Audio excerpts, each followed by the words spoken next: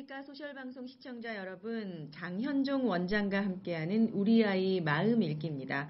아이들이 끊임없이 신호를 보내고 있는데 어른들은 그걸 읽을 수가 없다면 이게 바로 문제 행동을 하는 아이를 만들어내는 게 아닌가 그런 생각이 드는데요.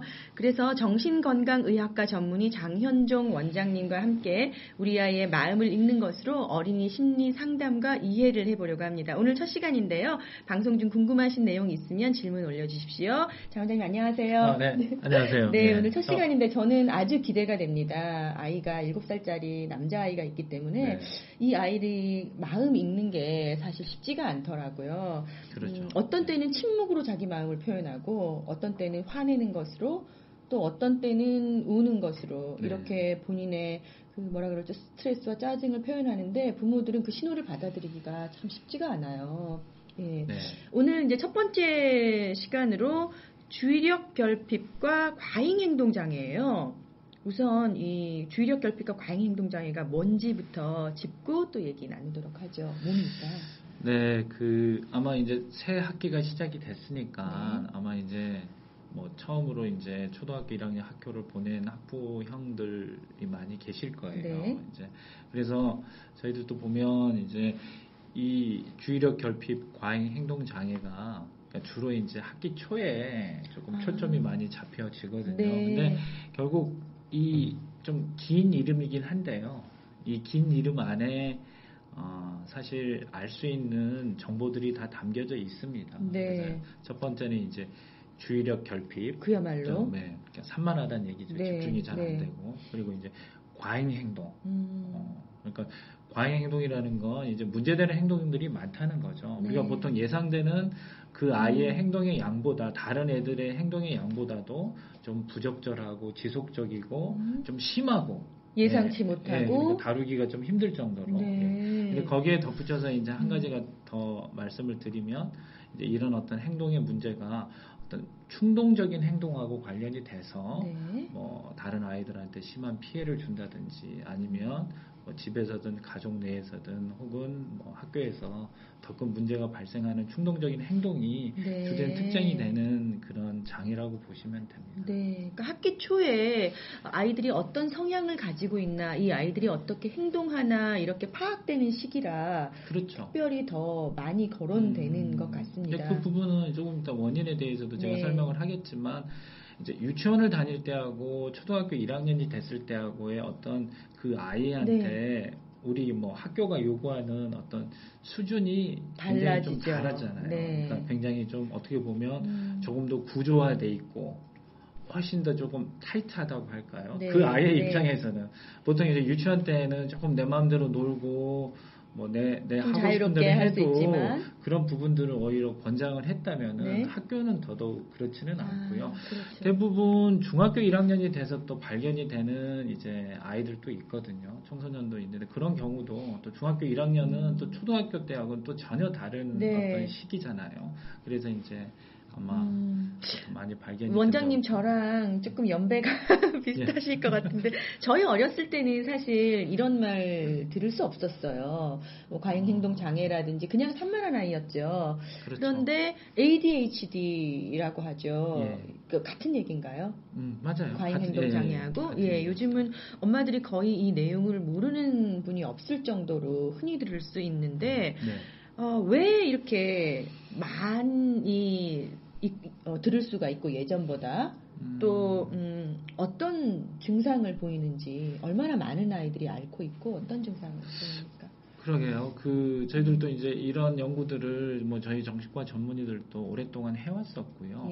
사실 가장 초점이 됐던 건 이렇게 산만하고 집중력이 떨어지고 문제되는 행동을 보이는 아이들도 성인이 되면서 좀 좋아지지 않을까 하는 그런 물론 이제 그런 경우도 있습니다. 하지만 이제 대부분 이제 그렇게 좋아지지 않을까 하는 그런 기대감을 가지고 병은 오래 전부터 있었지만 뭐 집중을 그러니까 주의 깊게 보지는 않았었고요.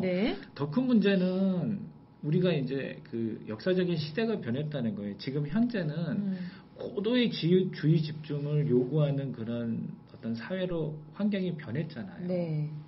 근데 그러니까 예전보다는 더 많이 눈에 띄는 거예요. 그러니까 예전에는 한 60점짜리의 사람이 필요했다면 네. 지금은 뭐 85점, 90점 이상의 사람들을 필요로 하는 학교, 필요로 하는 환경, 필요로 하는 부모. 그렇죠. 네. 그렇게 되다 보니까 네. 훨씬 더 화제가 되고 중심이 되고 연구도 더 많이 진행이 돼서 예. 과거 한 20, 30년 동안에 어떤 뭐 저희들 어떤 진단 기준을 뭐 아주 특징 있게 네. 만들어냈었고요. 얼마나 많은 아이들이 이런 증상을 보입니까? 대략 이게 뭐 전 세계적으로도 통계가 거의 비슷하더라고요. 네. 3에서 한 7%, 뭐 4에서 한 7% 정도, 3에서 8%도 보는데요. 대략 네. 한 5% 정도라고 보시면 될 것 같아요. 그래서 100명 중에 5명. 5명. 예. 많은 수치 아닙니까? 근데 이제 미국에서는 네. 작년에 지난 1년 동안에 뭐 질병예방센터에서 거의 10% 가까운 통계까지도 냈어요. 네. 만 7세부터 16세까지. 네. 이제 미국은 이제 진단 기준이 훨씬 더 조금 더 많은 전문가들한테 내려지다 보니까 뭐 우리나라보다는 훨씬 더 높고요. 영국은 굉장히 보수적인 사회이기 때문에 통계에 조금 더 미치지 못합니다. 뭐 한 1, 2%라고 잡기도 하는데 네. 그게 이제 국가의 사정이 좀 다르지만 어쨌든 저희 나라 5% 연구에서는 정도로? 5% 정도라고 예. 보시면 돼요. 주로 남자 아이들이 더 많죠? 네. 예. 그렇죠. 아마 그 남자아이에 더 많은 거 한 지금 3, 4배 정도 더 많다고 연구는 나와 있는데요. 그 부분은 아무래도 이제 어떤 충동적인 행동을 표현하는 정도가 이게 기질적으로 맞아요. 일반적으로 남자아이들이 행동도 더 크고 그러니까 그만큼 더 많이 의뢰가 되는 거예요. 예를 들면 이제 우리가 진료실을 찾아오는 의심되는 증상을 가지고 오는 환아들 중에서도 뭐 정말 정상적인 애들도 있거든요. 예. 그리고 이제 예를 들면 이제 갑자기 전학을 갔다든지 좀 과도한 스트레스에 최근을 받았다든지 이런 것들 때문에 네. 이제 ADHD 유사한 증상을 보이는 경우도 있기 때문에 아마 이건 남자아이들한테 더 많이 보여지는 건 그런 예. 이유. 좀 남자들이 훨씬 더 표현도 많이 하고 의뢰도 많이 되는 그런 예. 상황이죠. 예. 부모님들은 이게 제일 궁금하실 것 같아요. 그러니까 어떤 증상이 나타나는지, 우리 아이가 어떤 행동을 보이면 좀 유심히 관찰해야 하나 그렇죠. 궁금하실 거거든요. 예, 어떻습니까? 그래서 제가 아까 제가 여기 병에 네네. 좀 소개를 하면서도 네. 아마 그 주의력 결핍, 과다 행동, 네. 과잉 행동이죠. 그리고 네. 뭐 충동성이 드러나는 행동. 이 세 가지가 다 복합적으로 나타나고 문제가 돼서 네. 결국에는 뭐 학습 부진이라든지 사회적인 기술을 표현하는 게 좀 네. 부족해지고 대인관계에 이상이 생기는 건데 제가 몇 가지 사례를 좀 네, 들어드릴게요. 네. 그러니까 뭐 제가 잘 아시는 선생님도 네. 이런 말씀을 하시더라고요. 보통 한 학기에 보통 40명 정도 아이들이 좀 있잖아요. 30에서 네. 40명 네. 정도 있는데 한 2명 정도는 눈에 띈다 이거예요. 근데 이제 한 학급에? 그 담임 선생님이 꼭 어떤 뭐 ADHD, 그러니까 주의력 결핍에 해당되는 아이를 꼭 찾아야 될 의무는 없는데 예. 결국 학기 초에 수업을 진행하시고 예를 들면 뭐 어쨌든 새로 이렇게 반 아이들을 만들어 가지고 여러 네. 가지 면담이나 진행을 하는 때? 중에 예. 문제가 되는 아이들을 그냥 둘 수는 없다는 거죠. 제가 앞에서 네. 질문 드렸어야 하는데요. 네. 보통 몇 학년 정도의 아이들이 많이 발견이 됩니까? 대부분 이제 2, 3학년이라고 보시면 초등학교 될 것 2, 같아요. 3학년. 그러니까 예. 뭐 학교에 따라서는 좀 틀리지만 이제 또 보면 이제 증상의 정도에 따라서 틀리지만 이제 1학년 그러니까 초등학교 들어갔을 때 이미 조금 상당히 진행된 그러니까 심한 정도의 이제 주의력 결핍 장애는 이제 발견이 되고요. 또 의뢰가 되거든요. 네. 근데 그렇지 않은 경우도 또 있기 때문에 뭐 1학년 정도에서는 또 이 정도는 좀 이렇게 예. 좀 수용 가능하지 네. 이렇게 되는 경우에는 이제 2, 3학년으로 또 학년이 올라가는 경우도 있죠. 그래서 아까 제가 얘기했던 과잉 행동이 주된 증상이 되는 경우에는 이제 뭐 3학년을 넘기지 않고 오게 되고요. 아까 제가 얘기했던 어떤 충동적인 행동이라든지 아니면 학습 부진이라든지 다른 여타의 문제, 우울증이라든지 여타의 문제는 좀 고학년 때 이제 의뢰가 될 수도 있죠. 아유, 글쎄요. 좀 이렇게 보통 말하면 개구장이 같은 아이들 두신 부모는 좀 걱정이 되실 수도 있을 것 같아요. 그렇다면 단지 그냥 좀 산만한 아이, 기질이 좀 지나치게 활발한 아이하고 이 과잉행동 장애라는 진단을 내릴 수 있는 아이하고는 어떻게 구분할 수 있습니까? 구분은 상당히 힘들고요. 예. 상당히 힘든데 결국에는 이제 얼마나 주변에 계신 분들이 조금 참을 수 있느냐. 그러니까 어떻게 보면 이제 증상의 심각도로 판단을 해야 된다고 생각을 하거든요. 네네.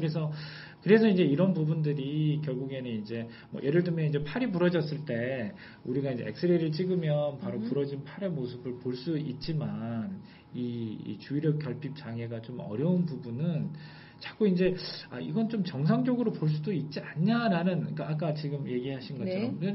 산만한 정도에서만 끝나는 아이일 수도 있는데 너무 또 이렇게 과대 확장해서 너무 걱정해서 병으로까지 봐야 되느냐, 아니면 이걸 정상적인 수준으로 볼 거냐. 근데 그거에 대한 잣대가 되는 건요, 결국에는 이제 가족분들이라든지 아니면 학교에서 어느 정도 판단을 조금 하고 참을 수 있느냐. 네.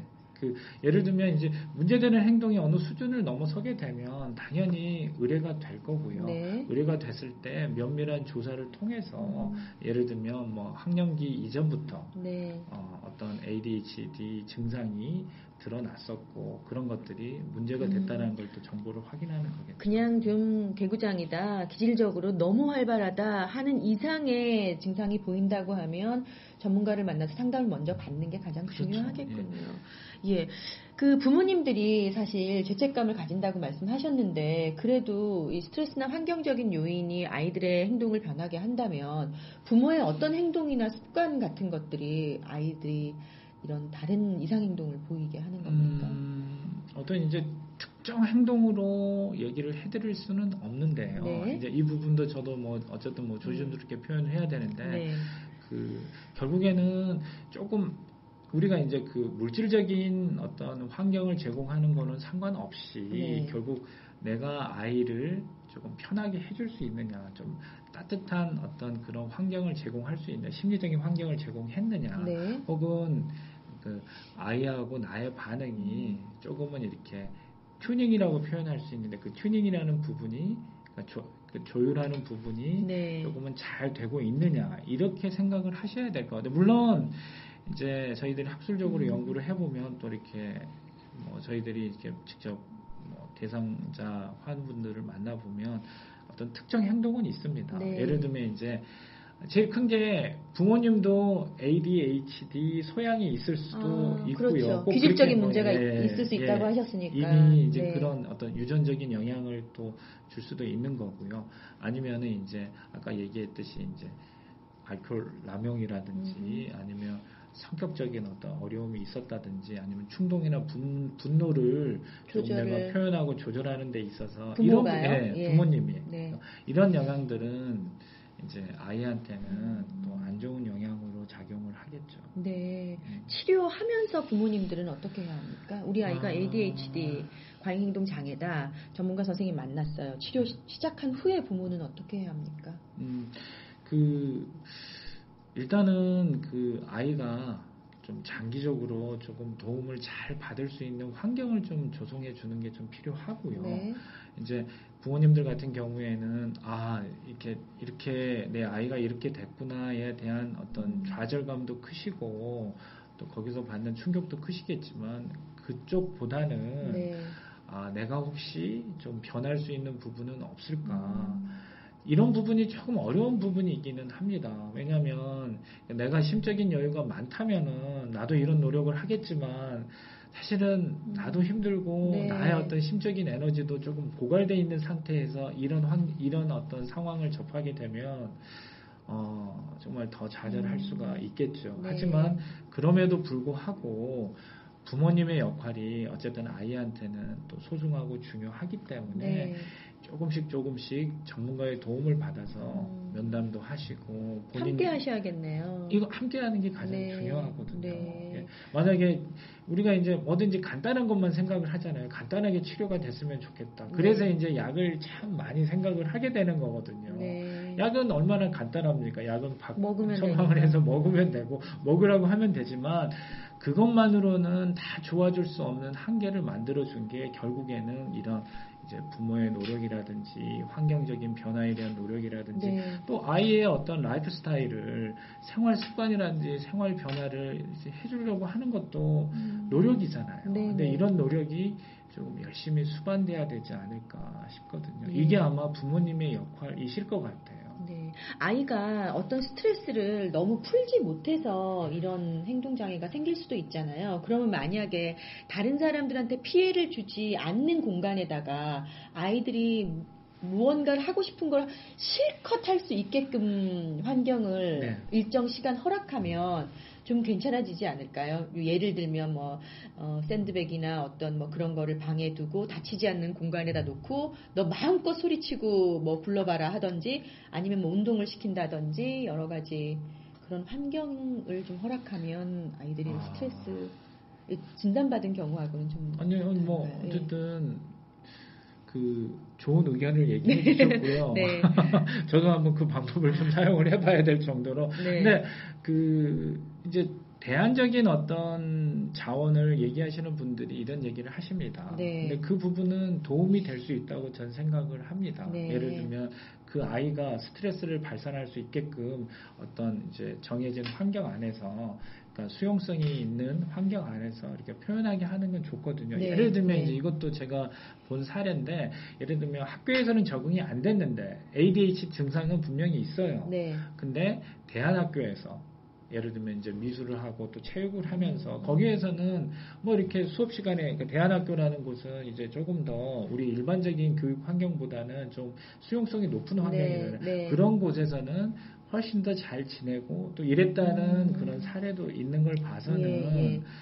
아마 지금 억압된 스트레스가 증상을 지금, 더 그렇죠. 심각하게 만들 수 있다는 말씀. 지금 얘기하신 것처럼 그런 어떤 제공되는 환경이나 방법은 도움이 될 수 있다고 생각을 해보죠. 예, 일반적으로 진단 내린 후에 어느 정도 치료를 하면 개선이 됩니까? 보통은 한 3에서 6개월 정도는 생각을 하셔도 되고요. 네. 그러니까 적절한 약물 치료와 제가 아까 얘기했던 여러 가지 어떤 환경적인 어떤 도움이나 자원 활용이 잘 된 경우에는 네. 뭔가 모든 의뢰되는 대상 환우분들이 약이 꼭 필요한 건 아니지만 네. 이렇게 잘 맞아 떨어졌을 때는 한 달 이내로도 예를 들면 문제 행동이라든지 개선되는 것들이 이렇게 좀 좋아지는 걸 좀 볼 수도 있거든요. 근데 네. 이제 저희들은 이제 그걸 이제 평균적으로 말씀을 드린다면 한 3에서 6개월 정도는 좀 경과는 좀 지켜보셔야 되지 않을까. 네. 그런 생각을 네. 들죠. 오늘 이 주의력 결핍과 과잉 행동 장애에 대해서 장현중 원장님 모시고 쭉 들어봤는데요. 사실 몸이 아픈 것은 금방 드러나지만 우리 아이들 마음이 아픈 것은 참 지나치기가 쉽습니다. 그렇죠. 그만큼 이제 부모의 역할이 커지는 거 아닌가 이런 생각이 드는데요. 원장님 오늘 첫 시간이었는데 어떠셨어요? 생각보다 힘든데요. 그러세요? 제가 질문이 좀 많죠. 다음 주에 네. 어떤 얘기 해볼까요? 다음번 시간에. 다음번 시간에는 틱이라는 현상에 대해서 좀 얘기를 해볼까 합니다. 네. 얼마 전에 제가 알고 있는 지인 한 분도 그 내용을 한번 물어봐 주셨고요. 네. 저도 진료실에서 틱이라는 현상을 또 자주 접하게 되고 네. 또 지금 얘기 na왔지만 지금 또 주의력 결핍 증상에 또 동반되는 증상이 또 틱 증상도 또 있기 때문에요. 네. 그래서 한번 틱이라는 그런 장애에 대해서 또 증상에 대해서 조금 이렇게 얘기를 해보는 시간을 좀 가져볼까 합니다. 어떤 부자연스러운 행동을 자기 의지와 상관없이 반복적으로 하게 되는 거죠. 틱이라는 게 고개를 갑자기 이렇게 그렇죠. 코를 이렇게 어깨를 움직인다거나 경직된 어떤 증상을 그렇죠. 반복적으로 본인이 하고 싶지 않아도 그렇죠. 이제 되는, 그게 이제 소리로 나오는 경우도 있고 이제 음성 틱도 있고요. 여기서 중요한 점은 자기가 안 하고 싶은데도 나오는 게 네, 이 틱에 대해서도 궁금하신 분들은 다음 시간 기대해 주시면 좋을 것 같습니다. 장현종 원장님과 함께하는 우리 아이 마음 읽기는 2주에 한 번씩 금요일 만나실 수 있습니다. 이 외에도 우리 아이 심리 상태나 행동에 대해서 궁금하신 점 있으시면 트위터나 페이스북 그리고 위키트리 소셜 방송 페이지에 오셔서 질문 남겨주시면 되겠습니다. 장 원장님 오늘 고맙습니다. 고생하셨습니다. 예, 네. 시청해주신 여러분 감사합니다. 네. 예.